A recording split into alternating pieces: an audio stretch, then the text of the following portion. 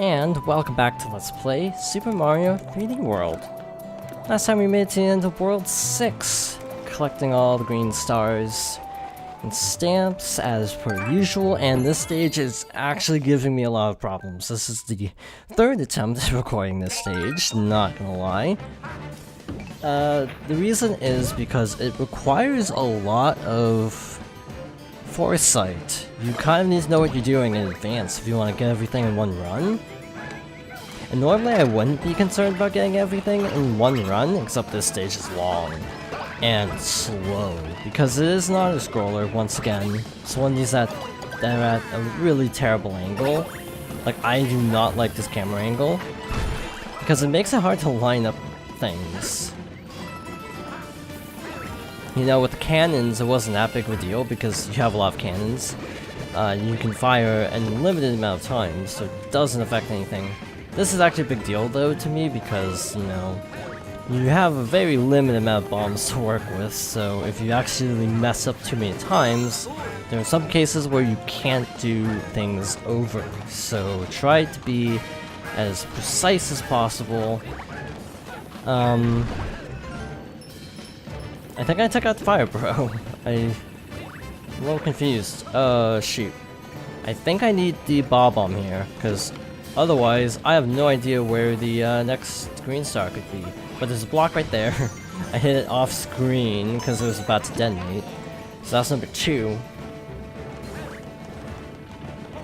But like, you might not think to pick up the Bob-omb because you can't see that you have something to destroy, and there's nothing here to give you a Bob-omb, so you're just kind of out of luck. You have to redo the entire stage if you mess up basically at all.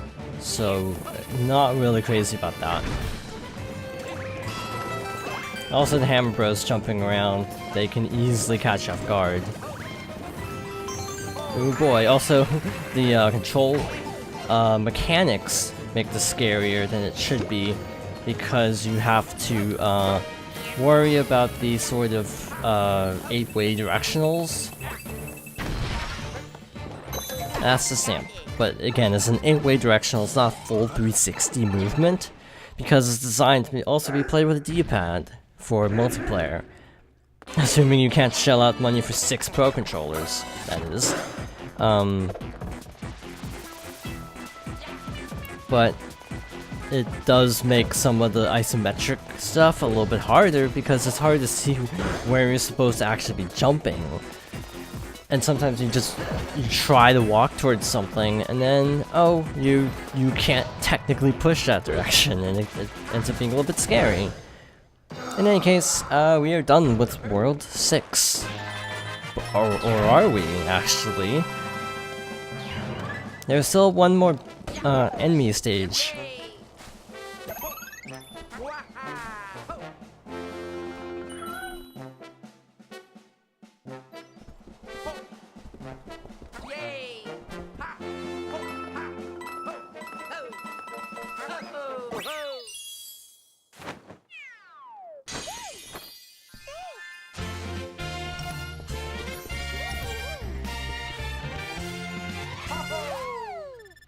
As I was going through that, I noticed that, like, the actual ending parts or most of the boss stages are basically identical.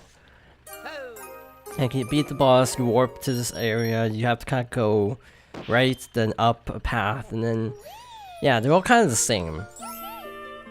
Not that that's necessarily a bad thing, it's just something I noticed just now.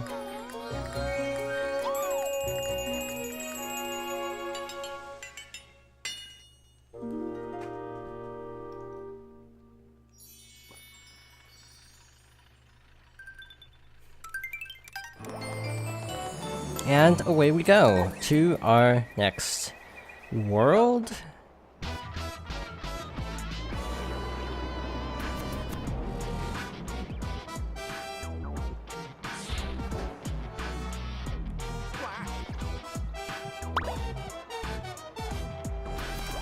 Well, this is where the last mini-boss stage was that we were missing. Motley boss Blob is the next boss character. So you have two major, like, sub-bosses, effectively. this guy and also Histocrat. So we've seen both now. Double cherries are your friend. It makes the whole stage a lot easier if you're playing in multiplayer, but I am alone, so we have to make do with just 2 of us.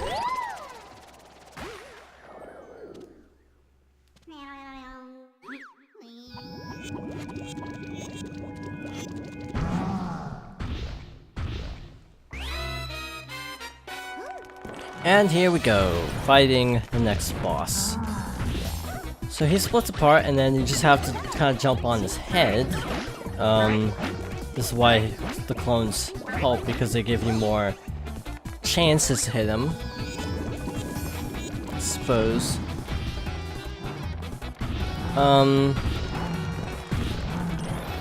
This isn't too bad, as I say as I get hit. It's partly just because Peach is a slow character, so really this is not a good fight for her. So I went for the tail attack rather than the jump to save momentum. I was also running against the wall because I was checking something on the recording. But like, this is a lot tighter with Princess Peach than Toad, who is the fastest character. But it's still not too much of a challenge.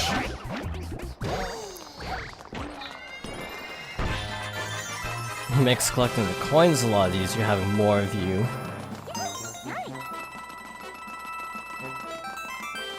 $83 lives.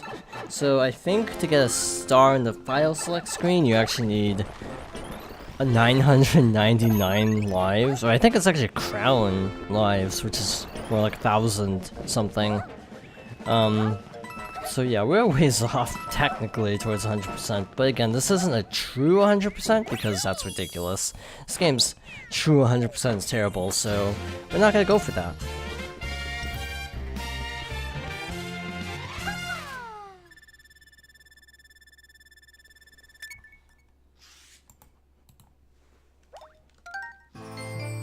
Actually, now that I think about it, these are some of the only levels without stamps.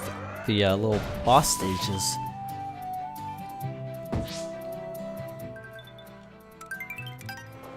I'm pretty sure there's like a mystery house at some point that has a stamp, but I don't actually remember.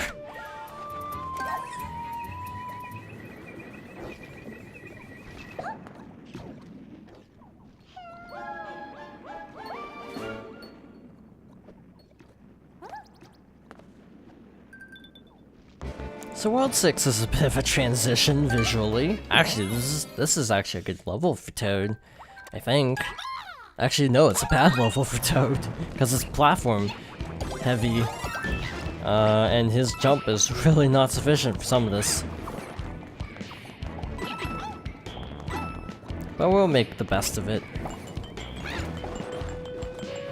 So the gimmick is we have clear pipes again, so use fireballs to take out anything in your way, in theory. That doesn't do anything, right? Well, let's try this one. This is the stamp. So obviously on my first playthrough I did not think to do that. But now it seems pretty self-explanatory. There's stuff up there, I know. And getting onto a thwomp with Toad with no power-up is easier said than done. So gotta kind of improvise using the clear pipe.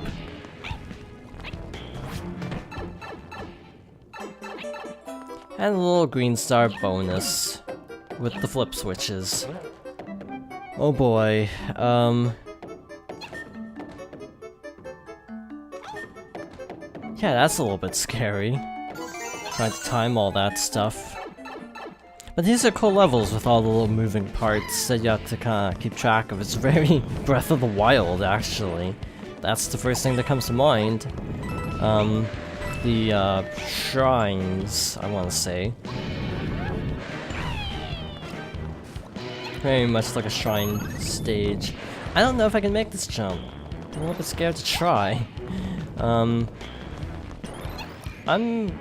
gonna be on the safe side. I'm not gonna risk that. Yeah, see, we got hit by the fireball going through the pipe, so we were supposed to kind of, you know, be more careful, but I messed that up. Yes, I don't care about being hit. I'm just trying to get the green star for the time being. a 1-up for our troubles. And that's basically the stage. I mean, we got all the collectibles. Now we just have a little enemy gauntlet to deal with. And away we go. So to get the flagpole jump, you have to do this. If you wanted all 4 people to get on top of the flagpole, I'm sorry, it's probably not gonna happen. And it kind of it's kind of weird to me. I guess it's also for that competitive aspect, but Toad's gonna make it there, obviously.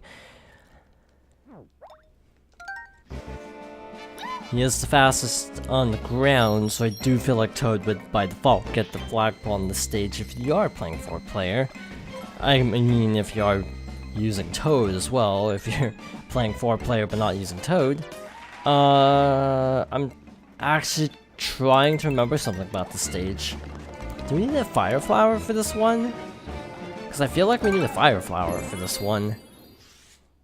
Switch Black Ruins with Mario. I'm convinced you need Mario a fire flower for the stage. And I don't know why. Maybe because it's all dark and scary. Harmony actually is going to use the yeah, I'm actually going to use the Tanuki to try to save the fire flower. If I get hit and I need it, then I lose it. Then I have to redo the level. Actually, no. Never mind, we're good. Except not really. I was thinking, Super Mario World style, where items tend to replace others a lot, and that's not how this game works, so. Again, if you want to cheese this, you could use the Wii U gamepad to make this extremely trivial.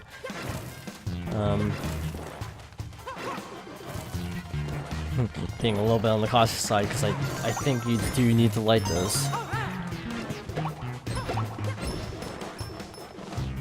So, I recall in a developer interview for Super Mario 3D Land, stages like this were actually influenced by The Legend of Zelda. The top-down perspective, mainly. Just making sure. There's a secret room back here, for sure.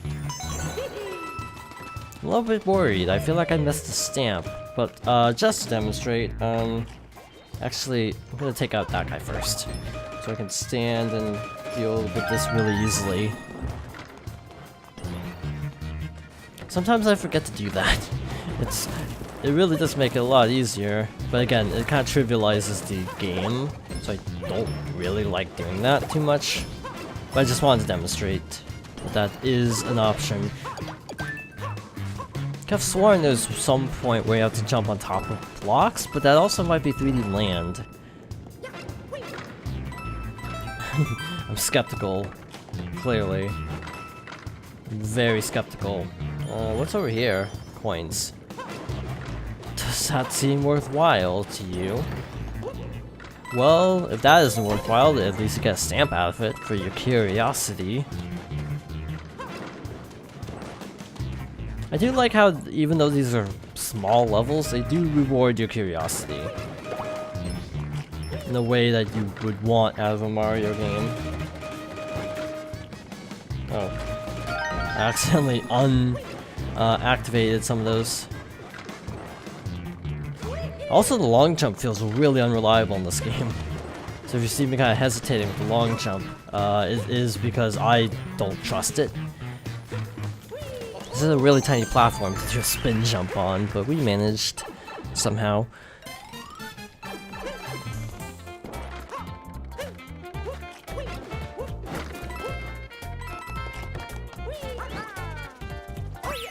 I did the spin jump there just to be on the safe side. It was totally unnecessary, but I really try to avoid long jumps when I can in this particular game because it's so short. I guess I'm spoiled by Galaxy's long jump because that's a really good long jump. You can actually get some serious distance in that game through long jumping. In this game, not really. Got the way forward. I got another bully stage, which can't say I'm looking forward to that, but we got something else. Red Hot Run. If only we had Toad for this, but we don't. We have Unfortunately for us, Luigi. We only have 100 seconds, right? Oh boy, this level is an experience. This might actually go into the next video because the stage is interesting, to say the least. A lot of running in place happens because of, okay, this is not an effective strat for this level. Because you have to make a lot of split-second decisions, and that is not something I like doing in a Mario game. Oh boy. Gonna go a long way around. Grab that. I'm using the D-pad for reference. I feel like that's a lot safer. I'm trying to remember if you have to use the gamepad mic, or if I'm thinking of Captain Toad. I think I'm thinking of Captain Toad, actually. So what happened there was Luigi has so much momentum because of the dash panel that I just overshot everything. And yeah, there are no checkpoints because it's a really short stage, actually.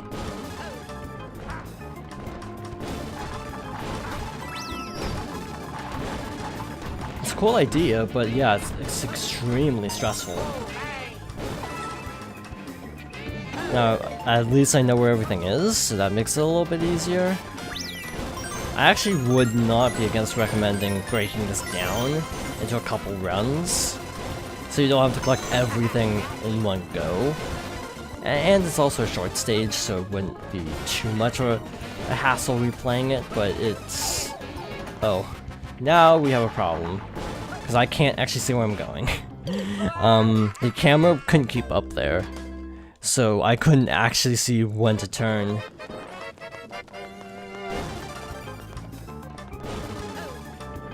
I'm actually gonna be quiet for a moment, see if that helps. Now that I've kind of explained the level.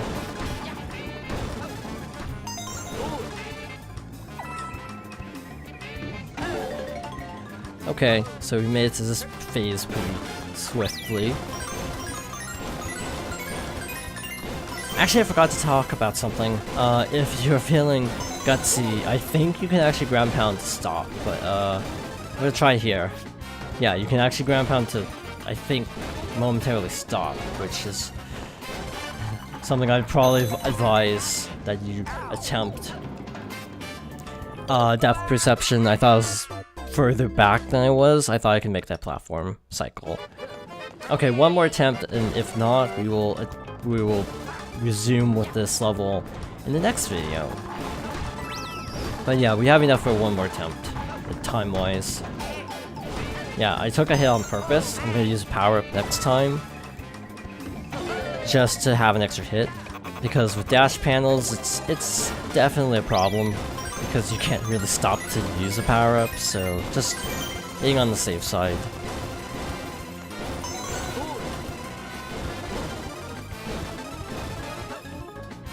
Yeah, I think this could work.